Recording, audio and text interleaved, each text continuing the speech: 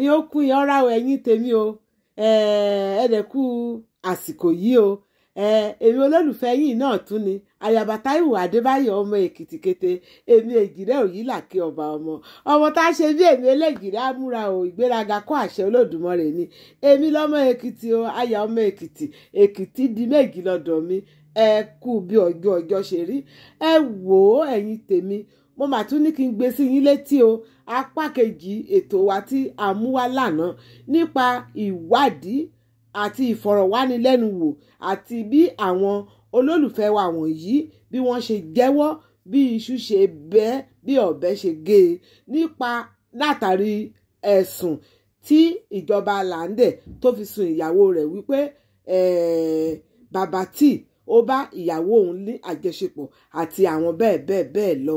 sọ ẹ̀yin tèmi kí n tó gbé fídíò yìí sí ẹ má yí ọwọ́ ẹ̀rọ yín sẹ́yìn o ẹ wo fídíò yìí fínífíní ẹ wò tán pátápátá nínú fídíò yìí lẹ ti máa rí lẹ́dẹ̀ ti máa gbọ́ nǹkan tí wọ́n ń pè ní dọ́gí o ibẹ̀ náà lẹ ti máa gbọ́ nǹkan tó ń pè ní tútó díẹ̀ èmi ò gbọ́ nǹkan rí tó ń pè ní tútó díẹ̀ rí o inú fídíò yìí lẹ ti máa gbọ́ ẹ wá rí bí àwọn ọmọ wa àti irú bàbá tí tó jẹ́ àgbàlagbà nínú òṣèré ẹ wá rí bó ṣe ń ṣayé báṣabàṣa lánàá nínú eléyìí tí mo gbé síta lánàá àwọn ọmọbìnrin méjì yìí wọ́n ti jẹ́wọ́ ìyẹn Marigold àti ìyàwó ìjọba Làǹdẹ̀ wọ́n ti jẹ́wọ́ o àmọ́ ó wá kù ti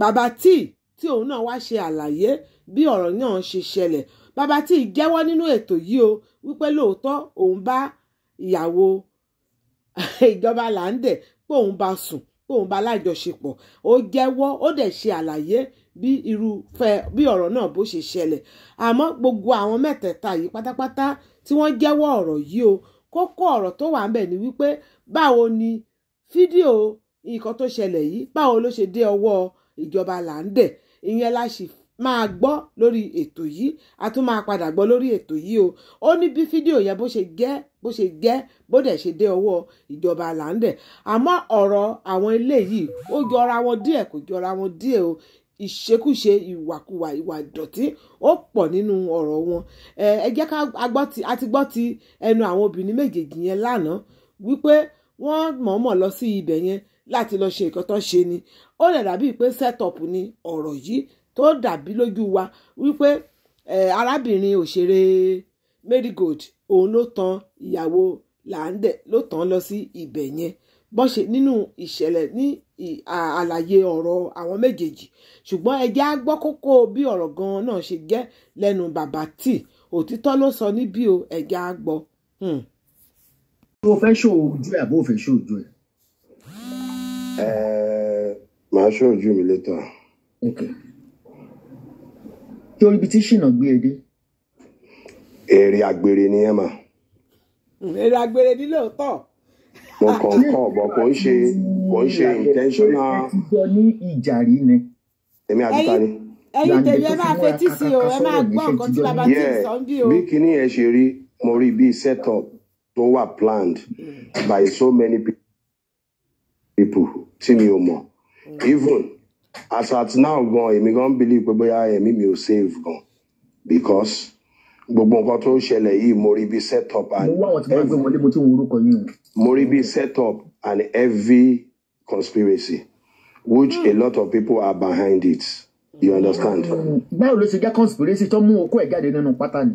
àbí o thank you very much ma reason tí mo ṣe rí pé ó jẹ́ conspiracy ni pé èmi àti Marigold yẹn a ever bára wa sùn rí mi ever fokó lọ rí.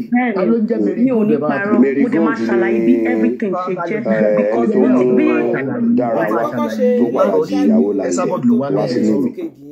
nígbà tó ló bọ̀ wá lẹ̀ jọ́ sọ fún tilẹ̀ gẹ́gẹ́ bó gbọ́ wípé Marigold yẹn ló kọ́kọ́ ń fẹ́ lágbègbè tó mú ọ̀rẹ́ ètò fún wa mú lọ kí ló tó fi mú ìyàwó lọ máa sọ̀rọ̀. so mo wá rí i pé conspiracy ni wọ́n dẹ̀ pọ̀ tó plan against me. bẹ́ẹ̀ni èmi àti bàbá tí dẹ̀ máa sọ̀rọ̀ so mo rántí pé tí mi ò dẹ̀ tí mọ̀ ọmọlè mo dẹ̀ fẹ́ bẹ̀ àwọn ọmọ Nàìjíríà pé ọjọ́ kọ́ try láti gbọ́ tèmi because nǹkan máa ń ṣẹlẹ̀ táwọn èèyàn bá kọ́kọ́ rojọ́ àdúgbò yín àwọn gbọ́dọ̀ èèyàn kì í yín tó fẹ́ wá gbọ́ kí tẹlòmíì mọ́. That is social media for you. Don't let them be influencing. Just location láti máa ń pàdé so bá dé pàdé nǹkan tó ń location ṣẹlẹ̀ yìí tán ọmọ rí ìgbà mi ò máa oúnjẹ fún mi tó bá jẹ́ táyì tí mo fẹ́ oúnjẹ mo máa bá wọn máìdì oúnjẹ mi tó ti dání ń ṣẹlẹ̀ tipẹ́ so mi tí kì mo í ti pè ń rò wọ́n pé bóyá mo ní pè wọ́n pé mo ní because ìdòwò fún mi lówó Marigold never wọ́n ti ń blackmail mi so mo dẹ̀ tipẹ́ pé wọ́n lọ́jọ́ yẹn so mo ń nígbà bàbá tí mo wà sọ̀rọ̀ ládùúgbò èmi àbánu jẹ́ wà ń lé because tó bá wọn pè mí láwọn tí wà ní Marigold wọn yẹn lè bá bẹ̀rẹ̀ pè lọ́wọ́ mí bóyá mo mú yàn lọ́gbọ́n mo fẹ́ wá kí kí ló parí papọ̀. ní tilẹ̀ tó lọ bá bí a a ṣe débẹ̀ di some wọ́n 7 dẹ̀ years bẹ̀rẹ̀ mo pé àpẹta máa ń ni rí ẹ̀lì location wọ́n ní pẹ̀lú àpé àwọn ọ̀rẹ́ mi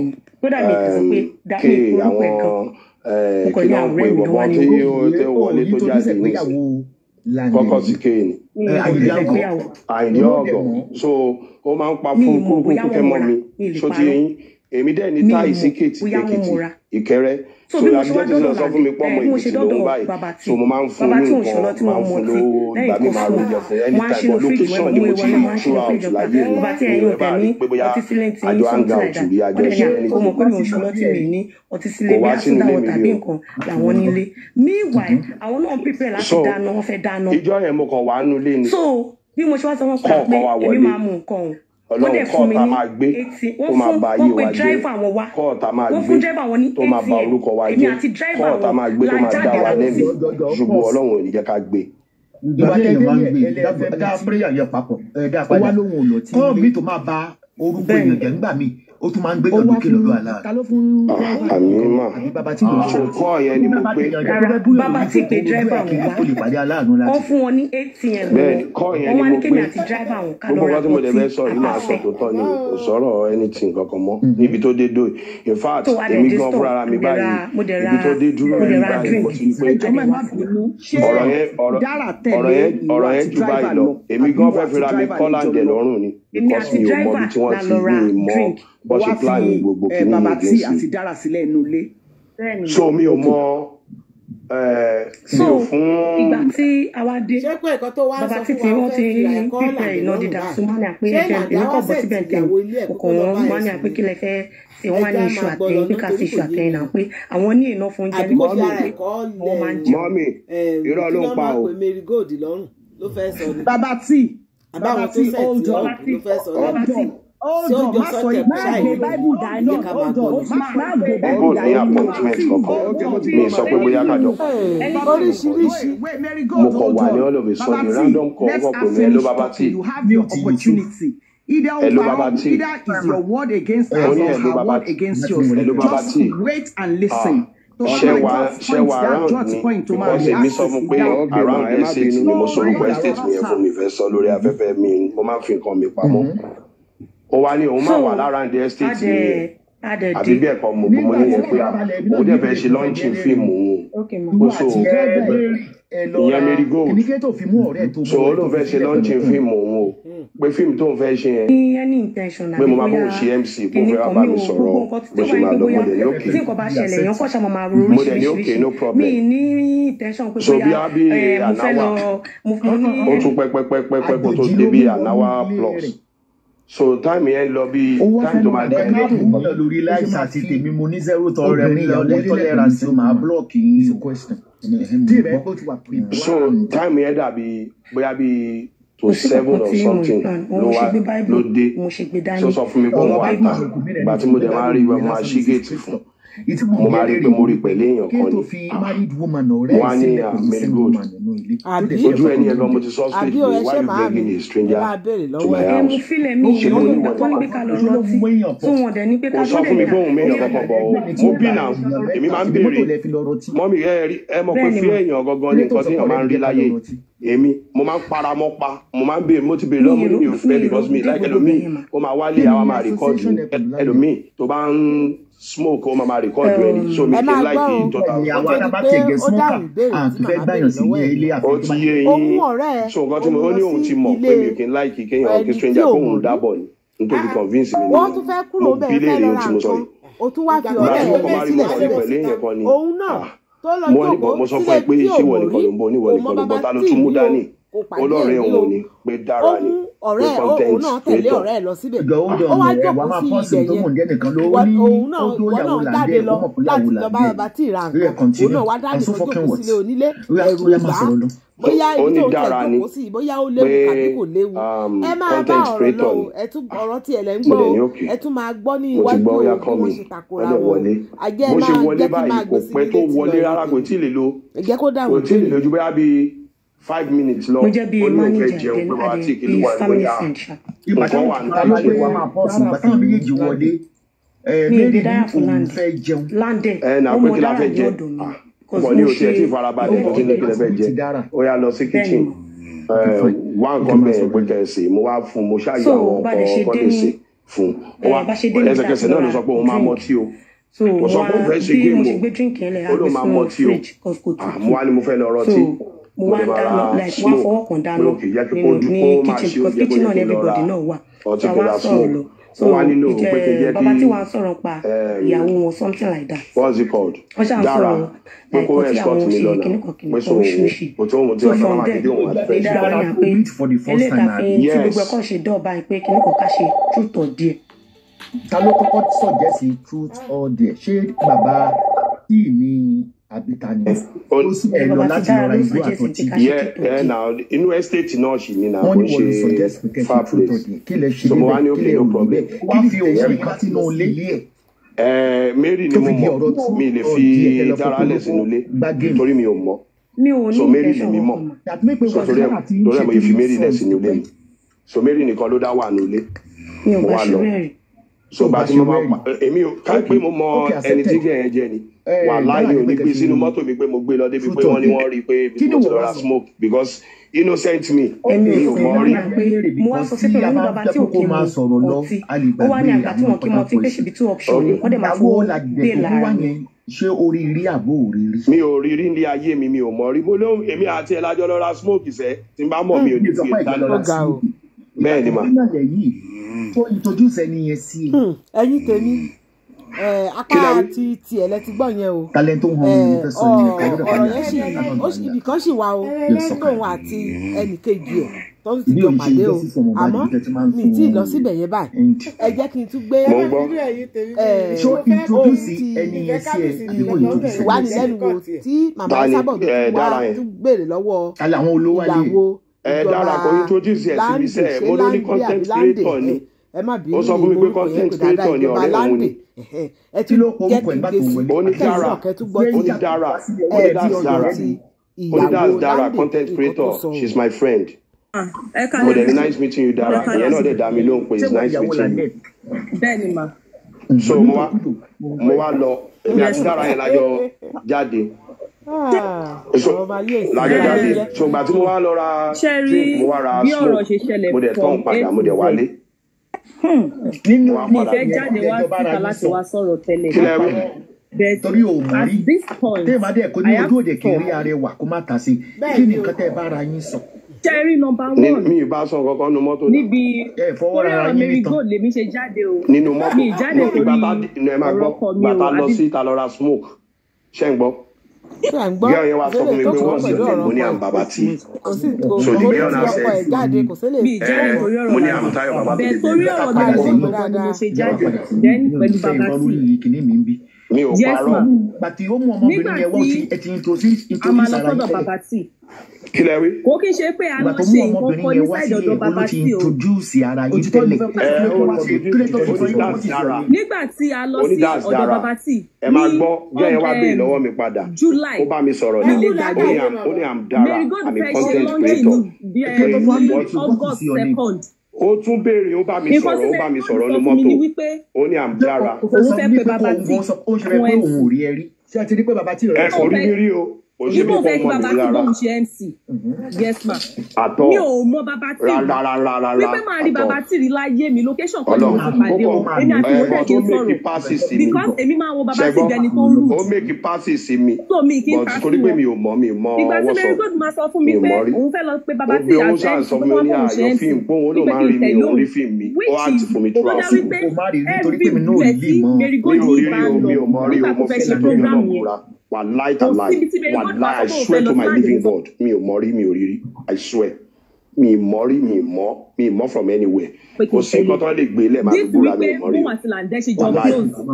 kò sí tó lè gbé lẹ̀ ẹ má wọrí màmá kò sọ̀rọ̀ ọ̀rọ̀ kankan mo wá padà wálé tó bá dé nígbà bí ṣe gbọ́ tilẹ̀ báyìí bí mi kò ṣe ló fẹ́ ṣe truth or dare nìyẹn. Bàbá tó mọ̀ pé ìyàwó làǹdẹ̀ ni mí. Mo ní truth or dare. Ìgbà tá a lọ Mary God sọ fún mi wípé òun fẹ́ jẹ́ kí bàbá tí mọ̀ pé òun lọ́wọ́ gbọ́ pé because bàbá tí ṣẹ̀ṣẹ̀ kó dé àdúgbò yẹn ni. Wípé bàbá tí ò dẹ́ kí allow anybody gbogbo àwọn industry people kò kí allow wọn wá sílẹ̀. Yes, bàbá tí ìgbíndẹ̀ bó ṣe sọ fún mi ìgbà tí bàbá tí dẹ̀ rí mi. Bàbá tí bẹ̀rẹ̀ pé Mary God ó sọ fún mi pé òun máa lè jóbọ̀ wá sọ́dọ̀ mi. Ó dẹ̀ ní àyè má bínú pé àwa ṣe wọ́n bíbá yìí ní pẹ̀lẹ́ mo fẹ́ ẹ ṣá máa wọlé jẹ́ ká wọlé àmàmà sọ. Sọ wọ́n máa ṣẹ̀ṣẹ̀ ṣe táàkì fún yàn téèyàn máa ṣe wọ́n máa ní I dare you to off your Mary God sọ wípé òun fẹ́ mu ọtí. Àgbàlagbà. Bàbá tí ní fáwọn ò ní ọtí nulẹ̀ pé torí fáwọn ò ní ọtí. Tó fi sọ pé ká ṣe ìgbà padà níbẹ̀ bàbá sì fún driver wọn ó fún driver wọn pẹ̀lú Mary God ó fún ní ètè ipe kan lọ ra ọtí wá gbogbo táìmù yẹn pé ní aṣọ àti ọtí sọ̀rọ̀ rárá èmi kàn jókòó sí sísè nǹkan tí mo rí ni pé ṣe mọ̀ pé ẹjọ́ kì í ṣe ẹjọ́ èèyàn èèyàn máa ṣe ṣeré mi mo ti máa ń finú tọ́ àwọn èèyàn jù mo máa ń lose guard gan. mo fi Ọlọ́run bá búre mi àti bàbá sí mi àti ẹ̀sùn rí àní dialogue yìí láti ìgbà tí mo ti mọ̀ wọ́n. ògògò kọ́ làwọn fẹ́ ṣe wọ́n dẹ̀ lọ ra ọtí mọ̀ kó gbogbo dàgbé I'm a single father. Mary God yìí you understand. ibẹ̀ jẹ́ ká play game ṣé nígbà tí ọ̀rọ̀ yìí máa jáde mà I'm a single father so mo dàgbé mi ṣe understand so mo ti gbé vulnerability mi ni wọ́n lò against mi. ṣé nígbà tá a dé ọ̀dọ̀ bàbá tí so bó ṣe wá ní truth or dare mo wá ní àìmí òun mọ́ tí o pé tí bá máa mú ọtí díẹ̀ báyìí ní máa ṣe kí ni mo máa háì ní pé mi à dey smoke o but àlébi òun alcohol mo lè lọ club tí máa ti bọ́ tí díẹ̀ sínú kóòkì báyìí ọtí yẹn ni mo máa mú throughout ẹgbẹ́ wọn máa wo ni máa fi kóòkì sí ni mi ò ń ṣọlọ́ tí social drinker ni mí. Nǹkan tí Mary God sọ ni wípé tó tún bèèrè lọ bàbá sí ni wípé téèyàn bá fẹ́ travel lọ sí Qatar téèyàn bá fẹ́ travel báwo ni wọ́n ṣe máa travel ìní kan kìnnà ṣé bàbá sí ní èèyàn ní Qatar. kí ni dára ni wọ́n ń wí nígbà tó sọ pé káwọn ṣe true. ṣé mẹ́pẹ́ bàbá sí àti Mary God ọ̀rẹ́ ni àwọn méjèèjì máa ń sọ̀rọ̀ dá ọ̀rẹ́ ni wọ́n close gan. kí ló dé tó fi fẹ́ òkè true or dare ẹ̀yàn mọ̀ sí sọ pé wọ́n ẹ̀lú kó ìdí ló ń jẹ́ bẹ́ẹ̀. ok Mary God ìwọ ló bring it for there. Wọn kò ń ṣe ẹ lóko níbi ló jẹ́ truth or dare ẹ jẹ́ sọ ẹ jẹ́ explain the game. ṣẹ́ni truth or dare game kò ń ṣe gbogbo truth or dare game ló yẹ kó lead sí sex. ṣe understand some truth or dare game ò ní lead sí sex wọ́n kàn máa fún yín ní difficult tasks kò lè mọtí kò lè yó. I know about the game. Kò lè mọtí kò lè yó. So àwọn ẹlòmíì kọ́ lè mọtí kọ́ lè bára wọn sùn. No, mo ní Mary God, mo ní àwọn ẹlòmíì kọ́ lè mọtí kọ́ lè ṣe yamayama kọ́ bára wọn sùn kọ́ sóríṣiríṣi. So it depends on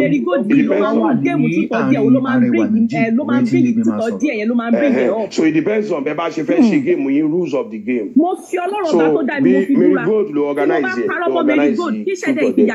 So wá sọ fún mi pé the rules of the game is that everywhere tá bá ti dé tí bẹ́ẹ̀ bá ti káwọn èèyàn wà ń bẹ̀. Ẹni tó bá dé ẹ̀ tí ó bá lè ṣe ó máa mọtí àbí kó sanwó. Mary God máa sọ wípé òun fẹ́ ṣe truth or dare. kí ni àpárátẹ ẹjọ́ dá tó fi fa truth or dare. gbà tó ṣe káde tí wọ́n rọ sí wá sí rẹ́bà bàbá tí wọ́n rọ sí anyway ó possible náà tó ń pè láì kí máa wò pọ̀ ọkùnrin. ìpè kárí pé bíbá yìí wà bọ́ọ̀rìn. ọkùnrin kan bá ń wá bọ̀ọ̀rìn ní ìfarabalẹ̀ tọkùnrin kan bá ń fọ́ sí i tó bá lẹ́yìn àkọ́fẹ́ wo tó fẹ́ kó sọ pé òun ó dìke ẹni abọ́sọ̀kùnrin. Mary God ló mú àbátí ọdí ẹ̀ wá.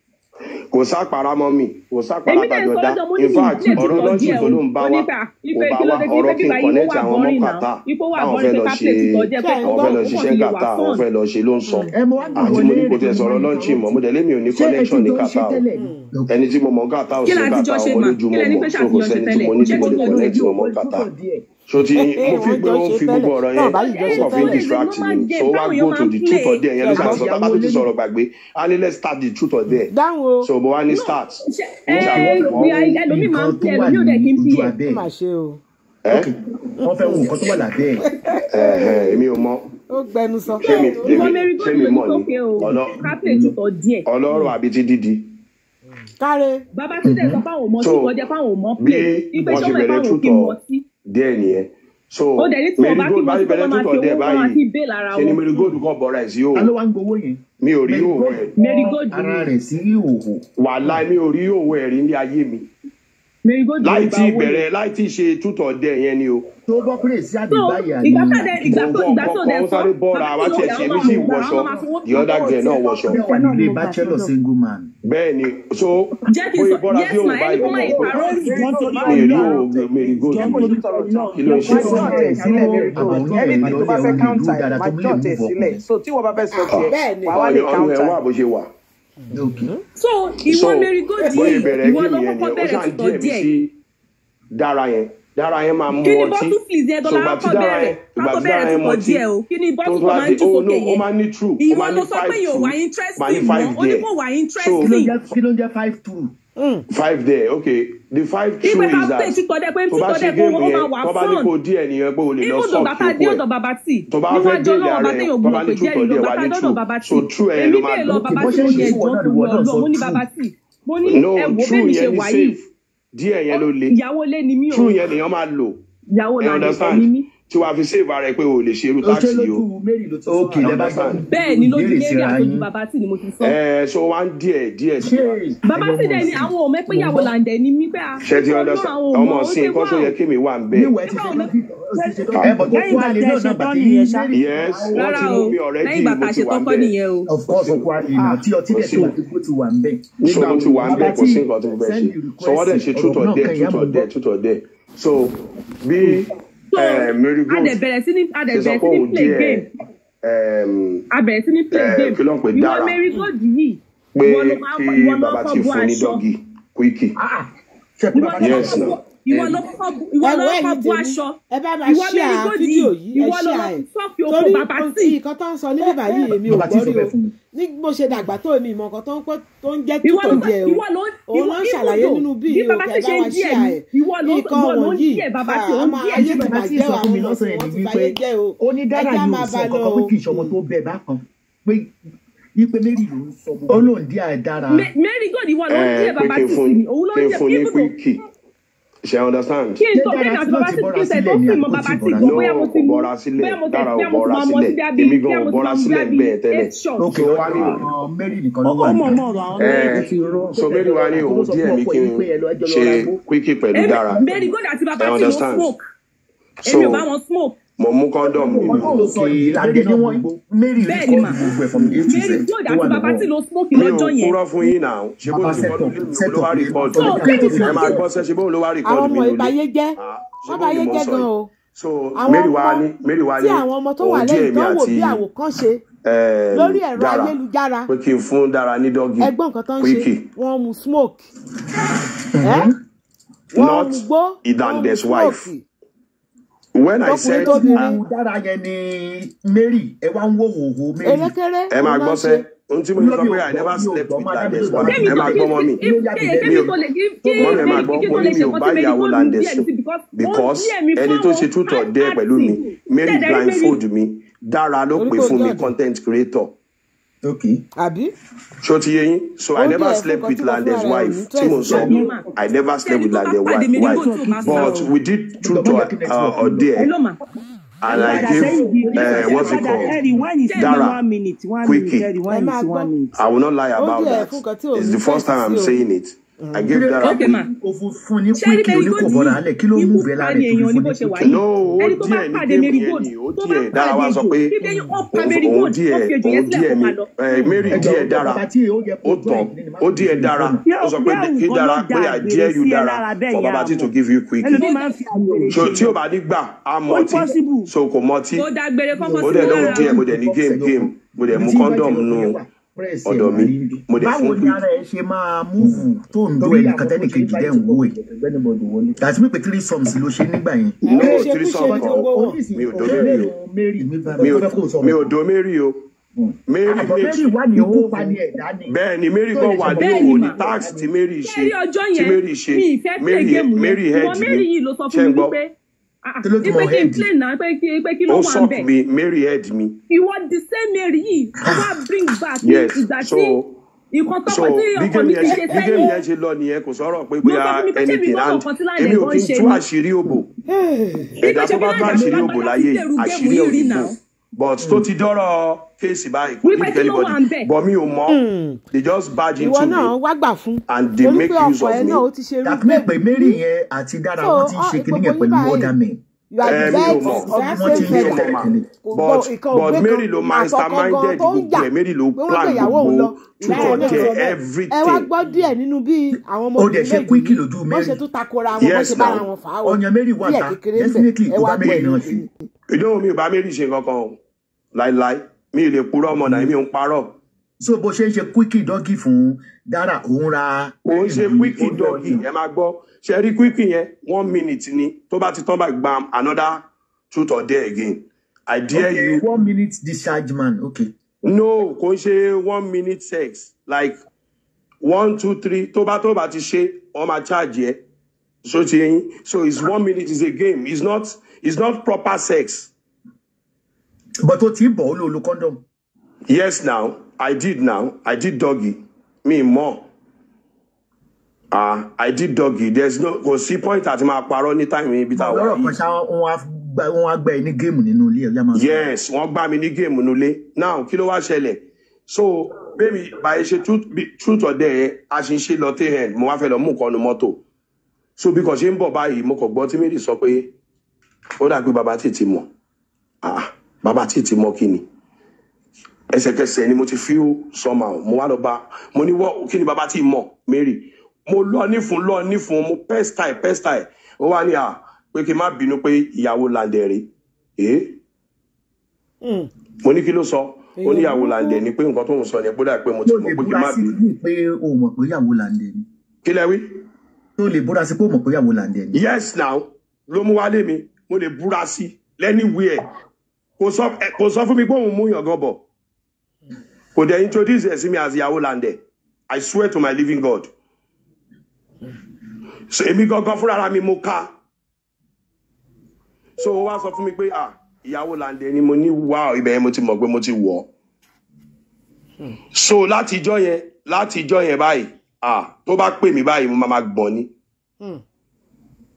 ó lè lóun fẹ́ jẹ pizza ó lè lóun fẹ́.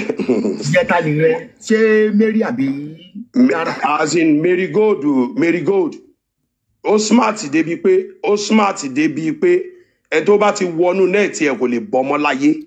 a máa pẹ́ kó fẹ́ jẹ pizza kó ọdẹ kò ṣe gbogbo. yes ó máa ní kí Dara pè mí kó fẹ́ jẹ pizza. ṣé ìwọ pẹ̀lú Mary rìkọ́dù yín torí mo bè lọ́wọ́ là ń dẹ̀ ó lòun. ẹ máa gbọ́ sẹ́ẹ̀ ó máa ní kí Dara èmi ò mọ̀ ó máa kàn ní Dara kan sọ fún mi pé.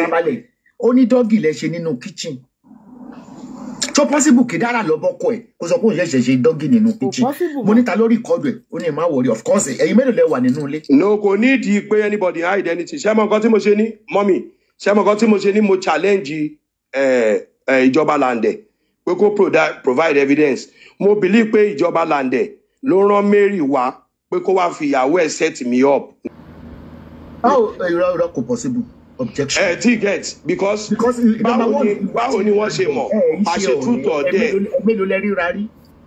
mi ò rí láti in 5 years but báwo lọ ṣe mọ̀ pé a ṣe truth or dare pẹ̀lú ẹni tó introduce sí mi. kó lè má ṣòun ló set ẹ̀ up iṣẹ́ yẹn bí àtìta ló ti wá or kí I don't know.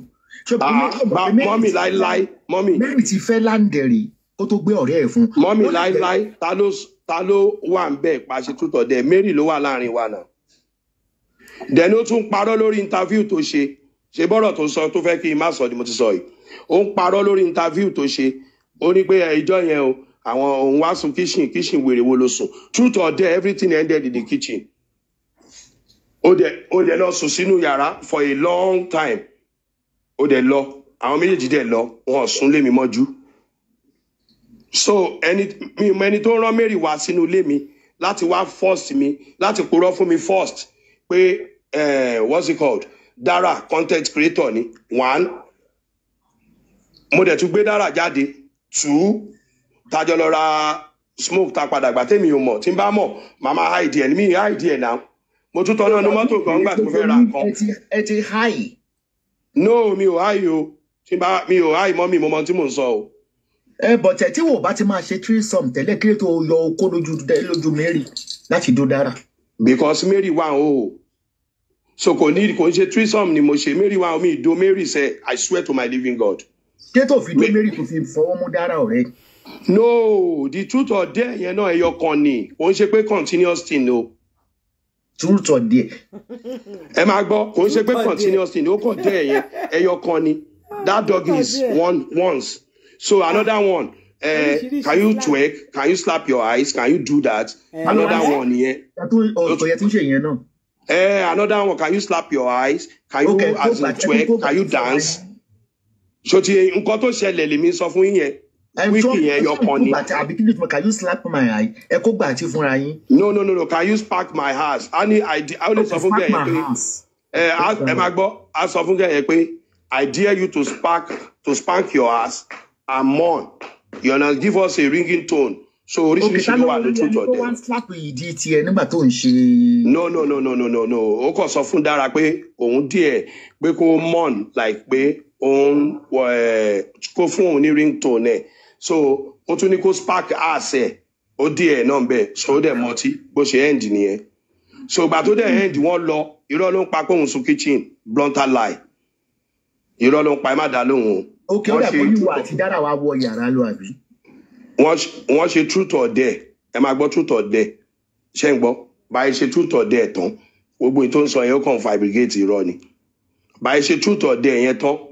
Ló lọ wọ́n rest wọ́n sùn bóyá for a while wọ́n dẹ̀ lọ. Òsùn lè mí mọ́jú ó ń parọ́ fún yín ní pé òun sùn kitchen. So now ohun tí mo wá ń wò ṣe bí gbogbo nǹkan tó ń hide tí wọ́n sọ ni. O discharge. No, àmọ́ ní condom ni mo lò. Ṣé wọ́n dín táàsì inú condom ní. No, mi ò discharge mi ò come o, èmi ó máa ń pẹ́ kémi tó come o. Wọ́n fi ìyàjọ ọmọ mi gan, ó yá mò ń gbọ́.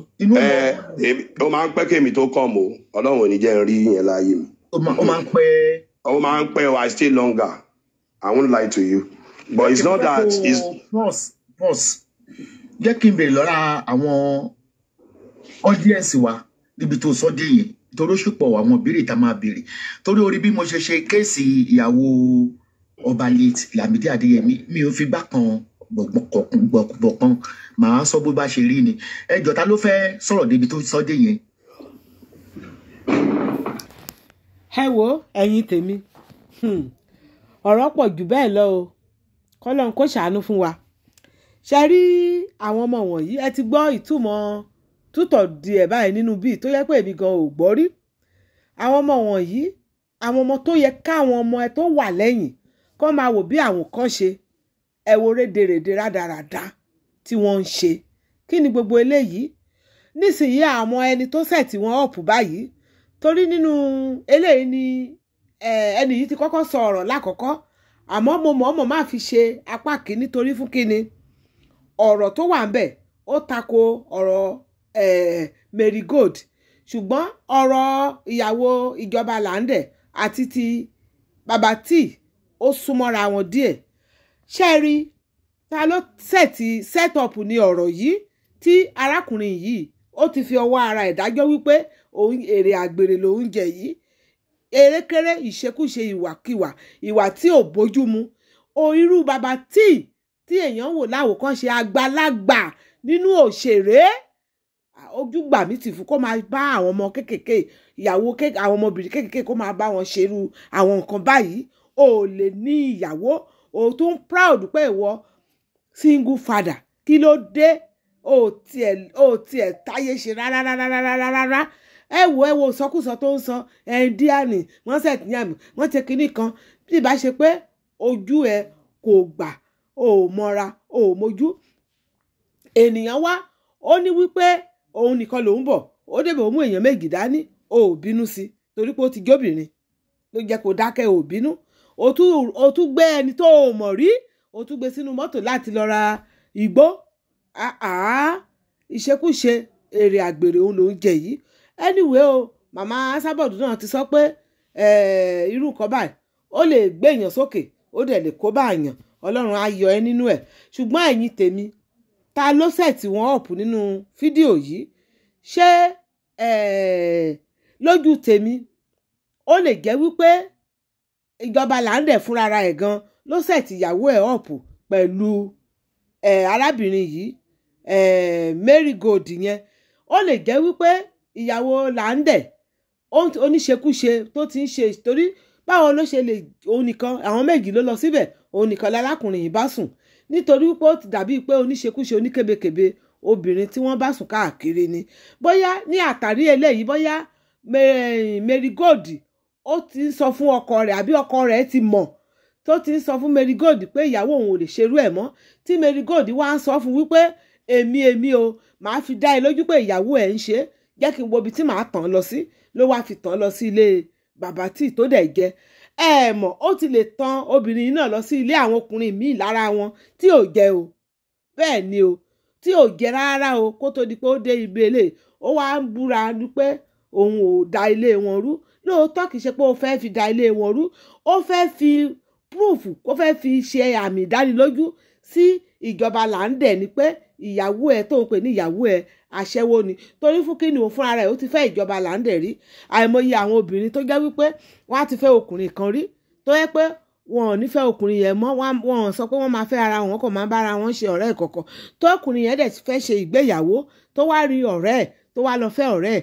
ṣé ẹ rò wípé ojú girlfriend ẹ̀ yẹn ó máa kúrò lára ẹ̀ ni kò lè kúrò lára ẹ̀ rárá ẹ̀ má jẹ́ ká purọ́ tanra wa jẹ ojú Marigold kò kúrò lára ìjọba Láńdẹ̀ wọ́n de àwọn yẹn sílẹ̀ fún ìyàwó Láńdẹ̀ ni òun náà látàrí ìṣekúṣe ó dẹ̀ kó sínú ẹ̀ ẹ wo ẹ̀yin tèmi báwo lẹ ṣe rí ọ̀rọ̀ yìí sí ọ̀rọ̀ yìí ò tí ì tán o wọ́n sì fẹ́ mọ ẹni gangan tó sẹ̀tì wọ́n up tó fídíò tó dẹ̀ fi fídíò yẹn rán ṣé sí ìjọba Láńdẹ̀ ṣé ìjọba Láńdẹ̀ sẹ̀tì bàbá tí up ni ṣé ó ṣeé ṣe kó rán wọn lọ sílé bàbá tí ni ìjọba wo lẹ ṣe rí ọ̀rọ̀ yìí sí ẹ jẹ́ ká pàdé ní comment section ìyókùn ìyanra ọmọdé ti dì sí o adé ajẹkanra o pàdé pọjà ẹrẹmúrin àríra ayé gbé síbi rè o mọ lọ sèkìtì o.